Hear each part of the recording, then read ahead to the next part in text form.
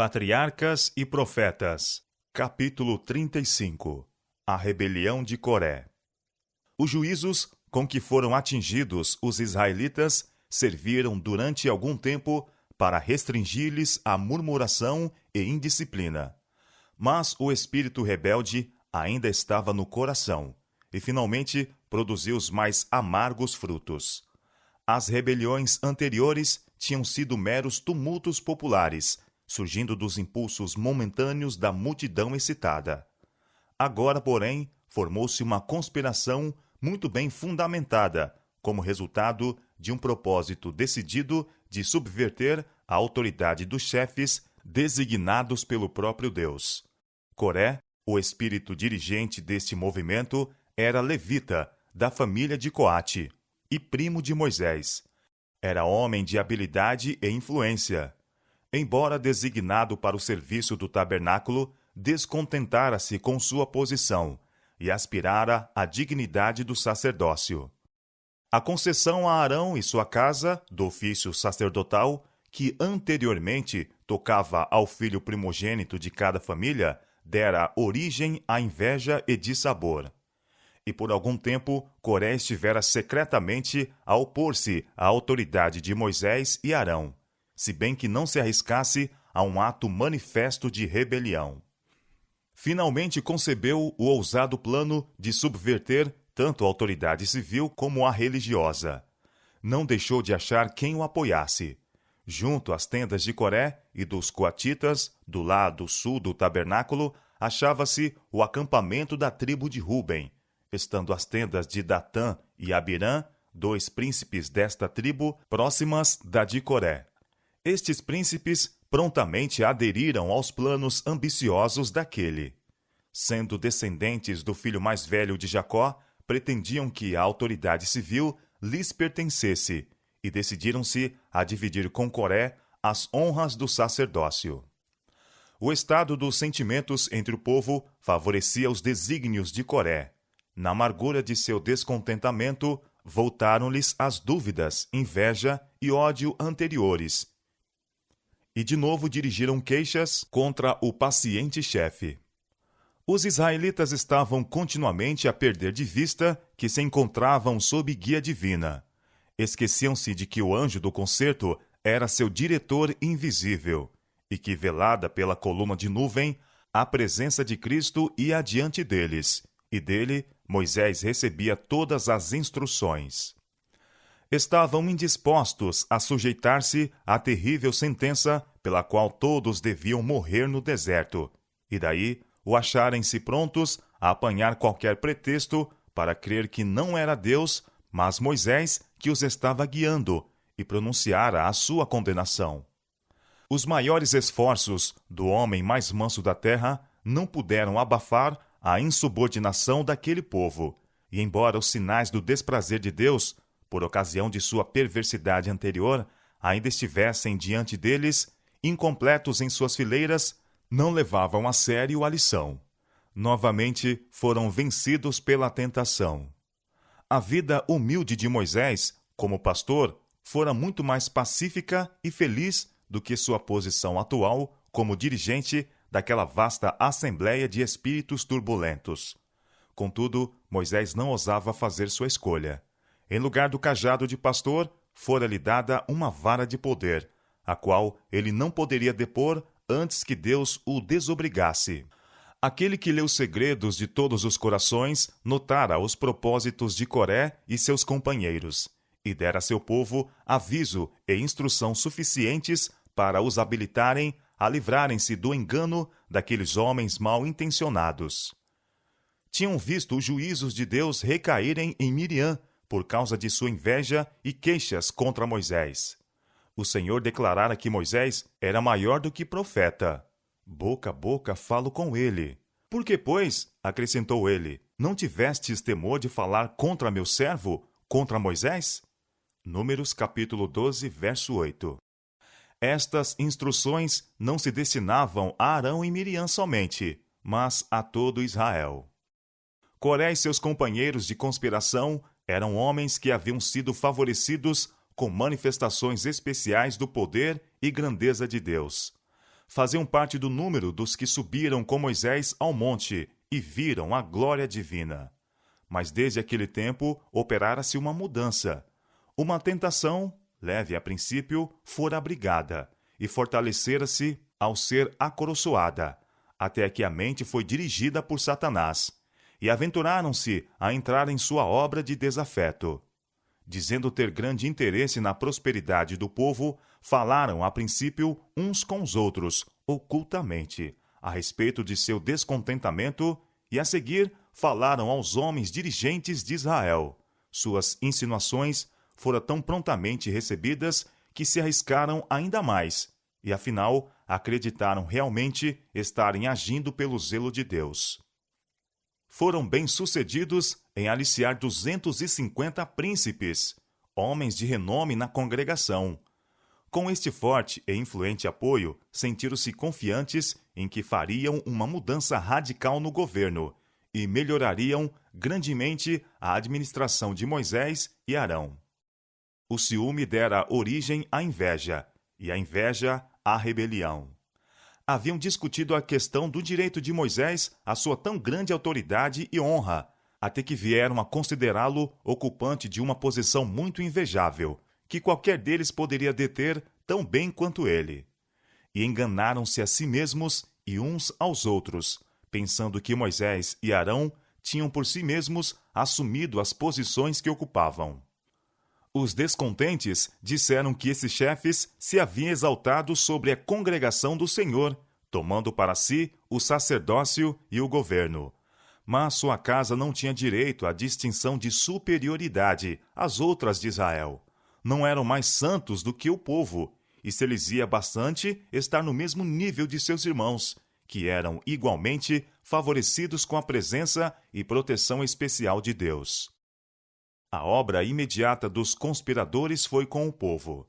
Aqueles que estão no erro e merecem reprovação, nada há mais agradável do que receber simpatia e louvor. E assim, Coré e seus companheiros obtiveram a atenção e conseguiram o apoio do povo. A asseveração de que as murmurações do povo acarretavam sobre eles a ira de Deus declarou-se ser um engano.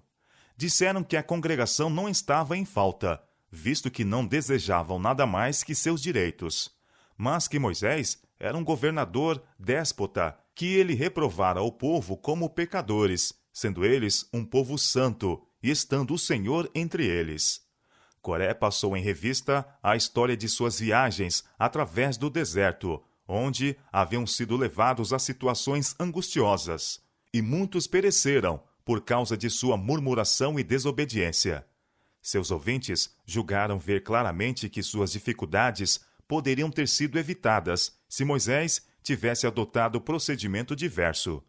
Concluíram que todos os seus fracassos eram atribuíveis a ele, e sua exclusão de Canaã fora em consequência da má administração de Moisés e Arão. Que se Coré fosse o seu dirigente e os animasse, ocupando-se com suas boas ações, em vez de lhes reprovar os pecados, teriam uma jornada muito pacífica e próspera, em vez de vaguearem de um lado para o outro no deserto. Seguiriam diretamente para a terra prometida. Nesta obra inspiradora de desafeição, houve maior união e harmonia entre os elementos discordantes da congregação do que já existira antes. O êxito de Coré, junto ao povo, aumentou-lhe a confiança e confirmou-o em sua crença de que a usurpação da autoridade por Moisés, a não ser reprimida, seria fatal à liberdade de Israel. Pretendia também que Deus lhe patenteara a questão e o autorizara a fazer uma mudança no governo antes que fosse demasiado tarde. Muitos, porém, não estavam prontos a aceitar as acusações de Coré contra Moisés. A lembrança de seus pacientes e abnegados labores surgia diante deles, e a consciência se lhes perturbava. Era, portanto, necessário indicar algum motivo egoísta pelo seu profundo interesse para com Israel. E reiterou-se a antiga acusação de que ele os tirara a fim de perecerem no deserto, para que pudesse apoderar-se de seus bens. Durante algum tempo, esta obra foi promovida em segredo. Entretanto, logo que o movimento ganhou força suficiente para garantir uma explosão franca, Coré apareceu à frente do partido e acusou publicamente a Moisés e Arão de usurparem a autoridade de que ele, Coré, e seus companheiros tinham igualmente direito de participar. Houve, além disso, a acusação de que o povo fora despojado de sua liberdade e independência. Demais é já, disseram os conspiradores, pois que toda a congregação é santa, todos eles são santos, e o Senhor está no meio deles. Por que, pois, vos elevais sobre a congregação do Senhor? Moisés não suspeitara deste trama tão cuidadosamente urdido, e quando sua terrível significação lhe ocorreu, caiu sobre o seu rosto em um apelo silencioso a Deus. Levantou-se triste, em verdade, mas calmo e forte. Fora-lhe concedida a direção divina. Amanhã, pela manhã, disse ele, o Senhor fará saber quem é seu, e quem o santo que ele fará chegar a si. E aquele a quem escolher fará chegar a si. A prova deveria ser transferida até o dia seguinte, a fim de que todos pudessem ter tempo para refletir. Então, aqueles que aspiravam ao sacerdócio deveriam vir cada um com incensário e oferecer incenso no tabernáculo, na presença da congregação. A lei era muito explícita de que unicamente os que haviam sido ordenados para o ofício sagrado deviam ministrar no santuário. E mesmo os sacerdotes, Nadab e Abiú, tinham sido destruídos por se arriscarem a oferecer fogo estranho, em desrespeito ao mandado divino. Todavia, Moisés desafiou seus acusadores a levar a questão perante Deus, caso ousassem recorrer a tão perigoso apelo. Separando a Coré e aos levitas, seus companheiros, disse Moisés: Porventura pouco para vós é que o Deus de Israel vos separou da congregação de Israel para vos fazer chegar a si, a administrar o ministério do tabernáculo do Senhor e estar perante a congregação para ministrar-lhe?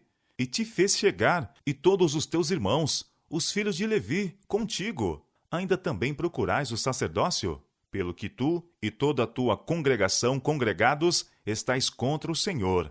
E Arão, que é ele, que murmurais contra ele? Datã e Abirã não haviam assumido atitude tão ousada como Coré. E Moisés, esperando que eles pudessem ter sido arrastados para a conspiração, sem se haverem completamente corrompido, chamou-os para que comparecessem perante ele, a fim de poder ouvir suas acusações contra ele. Mas não quiseram ir e insolentemente se recusaram a reconhecer a sua autoridade. Sua resposta, proferida aos ouvidos da congregação, foi: Porventura, pouco é que nos fizeste subir de uma terra que mana leite e mel, para nos matares neste deserto? Senão que também totalmente te assenhoreias de nós? Nem tampouco nos trouxesse a uma terra que mana leite e mel, mas nos deste campos e vinhas em herança. Porventura, arrancará os olhos a estes homens? Não subiremos. Assim eles aplicaram ao cenário de seu cativeiro a mesma expressão com que o Senhor descrevera a herança prometida. Acusaram Moisés de pretender agir sob guia divina, como meio para estabelecer sua autoridade, e declararam que não mais se sujeitariam a ser levados como homens cegos, ora para Canaã e ora para o deserto, conforme melhor conviesse a seus ambiciosos intuitos. Destarte, aquele que fora como um terno pai, um pastor paciente, foi representado no mais negro caráter de um tirano e usurpador. A exclusão de Canaã, como castigo a seus próprios pecados, foi a ele atribuída.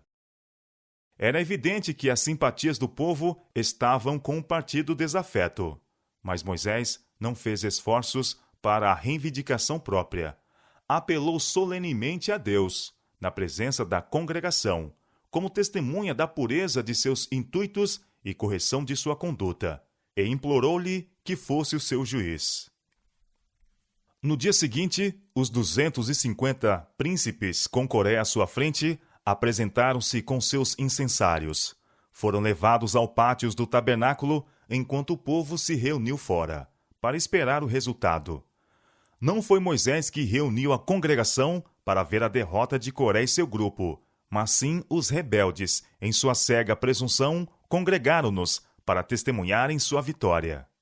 Grande parte da congregação tomou francamente o lado de Coré, cujas esperanças de provar suas acusações contra Arão eram grandes. Enquanto estavam assim, congregados diante de Deus, a glória do Senhor apareceu a toda a congregação.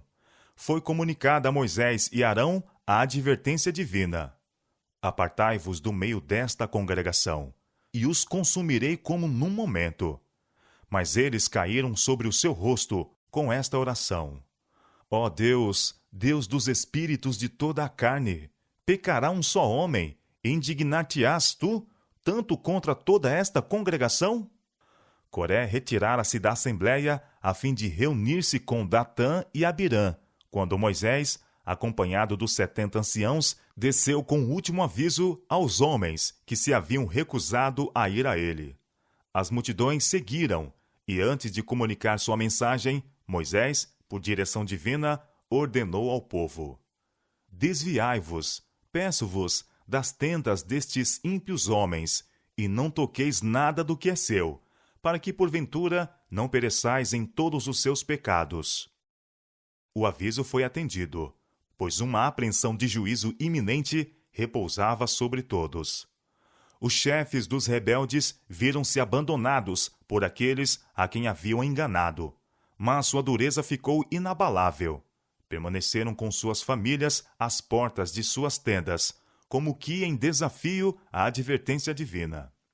Em nome do Deus de Israel, Moisés declarou agora aos ouvidos da congregação: nisto conhecereis que o Senhor me enviou a fazer todos estes feitos, que de meu coração não procedem.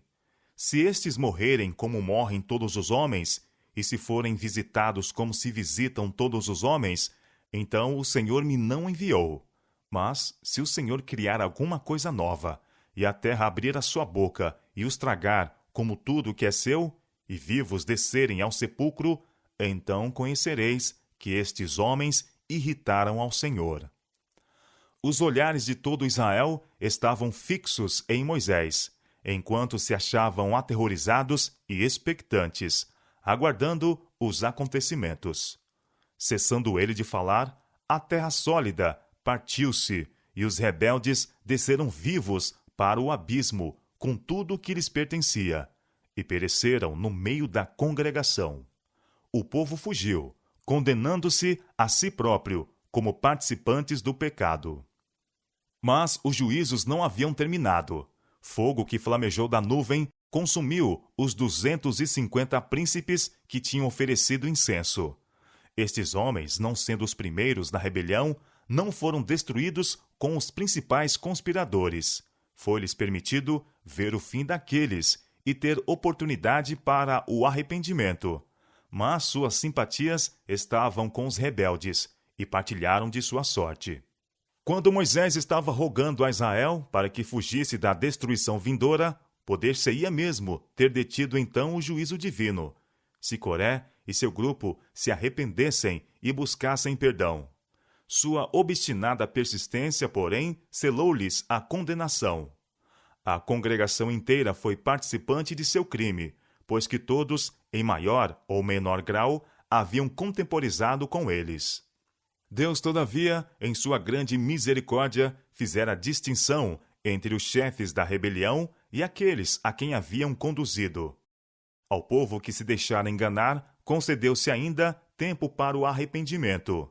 Dera-se prova esmagadora de que estavam em erro e de que Moisés estava com a razão. A notável manifestação do poder de Deus removera toda a incerteza.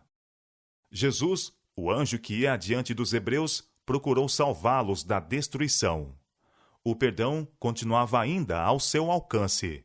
Os juízos de Deus tinham vindo muito perto, incitando-os a que se arrependessem. Uma especial, irresistível intervenção do céu fizera deter sua rebelião.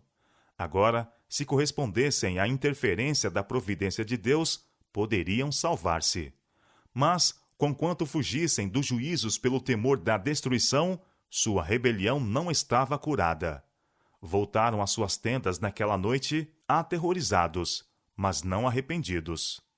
Tinham sido lisonjeados por Coré e seu grupo, a ponto de chegarem a crer que eram realmente um povo muito bom e que haviam sido lesados e maltratados por Moisés. Caso admitissem que Coré e seu grupo estavam em erro e Moisés com a razão, seriam então compelidos a reconhecer como palavra de Deus a sentença de que deveriam morrer no deserto. Não estavam dispostos a sujeitar-se a isto e procuraram crer que Moisés os enganara. Tinham alimentado carinhosamente a esperança de que uma nova ordem de coisas estivesse prestes a estabelecer-se, na qual a reprovação seria substituída pelo louvor e a ansiedade e conflito pela comodidade. Os homens que pereceram haviam proferido palavras lisonjeiras e dito possuir grande interesse e amor por eles. E o povo concluiu que Coré e seus companheiros deviam ter sido bons homens e que Moisés, por algum meio, fora a causa de sua destruição. Dificilmente poderão os homens cometer maior insulto a Deus do que desrespeitar e rejeitar os instrumentos que deseja usar para a salvação deles. Os israelitas não somente fizeram isto, mas propuseram-se a matar Moisés e Arão. Não compreendiam, entretanto, a necessidade de buscar o perdão de Deus pelo seu enorme pecado. Aquela noite de prova não foi passada em arrependimento e confissões, mas à procura de algum meio para resistir às evidências que lhes mostravam serem os maiores pecadores. Alimentavam ódio contra os homens que haviam sido por Deus designados e uniram-se a fim de resistirem à autoridade dos mesmos. Satanás estava a postos para perverter-lhes o discernimento e levá-los de olhos vendados à destruição. Todo Israel fugira alarmado ao grito dos pecadores condenados que desceram ao abismo, pois disseram: para que, porventura, também não nos trague a terra a nós. Mas no dia seguinte, toda a congregação dos filhos de Israel murmurou contra Moisés e contra Arão, dizendo: vós matastes o povo do Senhor. E estavam a ponto de fazer violência aos fiéis e abnegados chefes. Viu-se na nuvem por cima do tabernáculo uma manifestação da glória divina. E uma voz da nuvem falou a Moisés e Arão: levantai-vos do meio desta congregação, e eu a consumirei como num momento. A culpa do pecado não recaía sobre Moisés, e, portanto, ele não receou, e não se apressou em retirar-se e deixar a congregação para que perecesse. Moisés demorou-se, manifestando neste terrível momento crítico o interesse do verdadeiro pastor pelo rebanho ao seu cuidado. Advogou para que a ira de Deus não destruísse inteiramente o povo de sua escolha. Pela sua intercessão, deteve o braço da vingança, para que o rebelde e desobediente Israel não tivesse um fim total. Mas o ministrador da ira saíra. A praga estava a fazer a sua obra de morte. Por determinação de seu irmão, Arão tomou um incensário e foi apressadamente ao meio da congregação para fazer expiação por eles. E estava em pé entre os mortos e os vivos. Enquanto subia o fumo do incenso, as orações de Moisés no tabernáculo ascendiam a Deus, e a praga deteve. Mas não antes que 14.000 de Israel jazessem mortos, como prova do crime de murmuração e rebelião. Deu-se, entretanto, outra prova de que o sacerdócio fora estabelecido na família de Arão. Por determinação divina, cada tribo preparou uma vara e escreveu nela o nome da tribo. O nome de Arão estava na de Levi. As varas foram postas perante o Senhor na tenda do testemunho. A florescência de qualquer vara deveria ser sinal de que o Senhor escolhera aquela tribo para o sacerdócio. Na manhã seguinte, eis que a vara de Arão, pela casa de Levi, florescia, porque produzira flores, e brotara renovos e dera amêndoas. Foi mostrada ao povo, e depois posta no tabernáculo, como testemunho às gerações subsequentes. Este prodígio decidiu finalmente a questão do sacerdócio. Ficou agora plenamente estabelecido que Moisés e Arão tinham falado por autoridade divina, e o povo foi constrangido a crer na desagradável verdade de que morreriam no deserto. Eis aqui, nós expiramos, exclamaram. Perecemos, nós perecemos todos. Confessaram haver pecado, rebelando-se contra seus dirigentes, e ter Coré e seu grupo sofrido o justo juízo de Deus. Na rebelião de Coré, vence, em um cenário menor, os resultados do mesmo espírito que determinou a rebelião de Satanás no céu.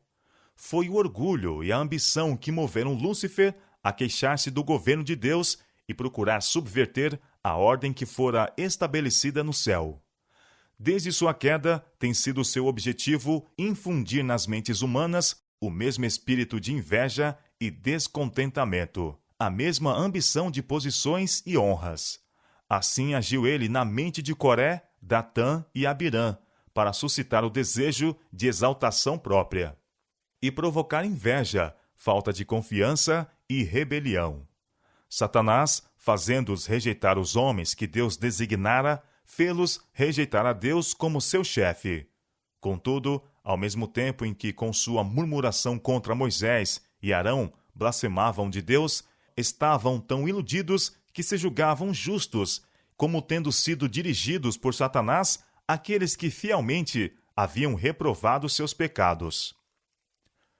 Não existem ainda os mesmos males que jazem no fundamento da ruína de Coré? O orgulho e a ambição estão espalhados, e quando são acalentados, abrem a porta à inveja e a uma luta pela supremacia. A alma é alienada de Deus e inconscientemente arrastada às fileiras de Satanás. Semelhantemente a Coré e seus companheiros, muitos, mesmo dos professos seguidores de Cristo, estão a pensar, projetar e agir com tanta avidez pela exaltação própria que, para o fim de alcançar a simpatia e o apoio do povo, estão prontos a perverter a verdade, atraiçoando e caluniando os servos do Senhor, e mesmo acusando-os dos motivos vis e egoístas que lhes inspira o próprio coração. Reiterando persistentemente a falsidade, e isso contra toda a evidência, chegam finalmente a crer ser ela a verdade. Ao mesmo tempo em que se esforçam por destruir a confiança do povo nos homens que por Deus foram designados, acreditam realmente que se acham empenhados em uma boa obra, fazendo em verdade serviço para Deus. Os hebreus não estavam dispostos a sujeitar-se às determinações e restrições do Senhor.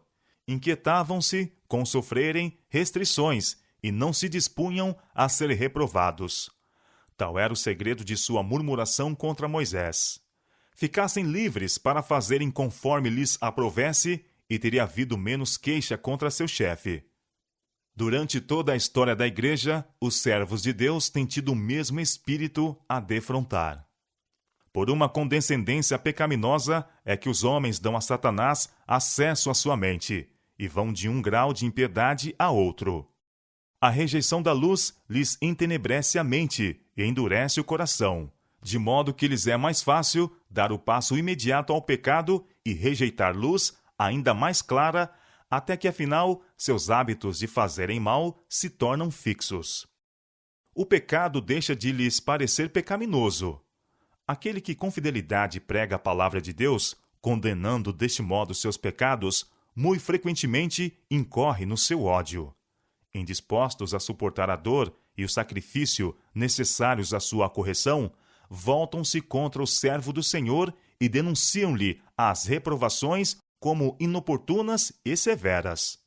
Semelhantes a Coré, declaram que o povo não está em falta. É aquele que reprova que ocasiona toda a dificuldade. E acalmando a consciência com esta falácia, os ciosos e desafetos combinam semear discórdia na igreja e enfraquecer as mãos daqueles que a querem edificar. Todo o progresso, feito por aqueles a quem Deus chamou para tomar parte na direção de sua obra, tem provocado suspeita. Cada um de seus atos tem sido desvirtuado pelos que são invejosos e críticos. Assim foi no tempo de Lutero, dos Wesleys e de outros reformadores. Assim é hoje. Coré não teria seguido o caminho por onde foi se tivesse sabido que todas as instruções e reprovações comunicadas a Israel eram de Deus. Ele podia, entretanto, ter sabido isto. Deus dera prova esmagadora de que estava guiando Israel. Mas Coré e seus companheiros rejeitaram a luz até se tornarem tão cegos que mesmo as mais notáveis manifestações de seu poder não bastavam para os convencer. Atribuíam-nas todas a operações humanas ou satânicas. A mesma coisa fora feita pelo povo, que no dia seguinte, ao da destruição de Coré e seu grupo, veio a Moisés e Arão dizendo: Vós matastes o povo do Senhor. Apesar de terem tido a prova mais convincente do desagrado de Deus pela sua conduta na destruição dos homens que os haviam enganado, ousaram atribuir seus juízos a Satanás, declarando que, pelo poder do maligno, Moisés e Arão tinham ocasionado a morte de homens bons e santos. Foi este ato que selou a condenação deles. Haviam cometido o pecado contra o Espírito Santo, pecado este em virtude do qual o coração do homem eficazmente se endurece contra a influência da graça divina. Se qualquer disser uma palavra contra o Filho do Homem, disse Cristo, ser-lhe-á perdoado. Mas se alguém falar contra o Espírito Santo, não lhe será perdoado. São Mateus, capítulo 12, verso 32. Estas palavras foram proferidas por nosso Salvador, quando as obras cheias de graça que realizara pelo poder de Deus foram atribuídas pelos judeus a Beelzebul. É mediante a operação do Espírito Santo que Deus se comunica com o homem, e aqueles que deliberadamente rejeitam esta operação como satânica, interceptaram o conduto que estabelece comunicação entre a alma e o céu. Deus opera pela manifestação de seu Espírito para reprovar e convencer o pecador. E se a obra do Espírito é finalmente rejeitada, nada mais há que Deus possa fazer pela alma. O último recurso da misericórdia divina foi empregado. O transgressor desligou-se de Deus, e o pecado não tem remédio para curar a si mesmo. Não há um poder reservado pelo qual Deus possa operar para convencer e converter o pecador. Deixai-o, é a ordem divina.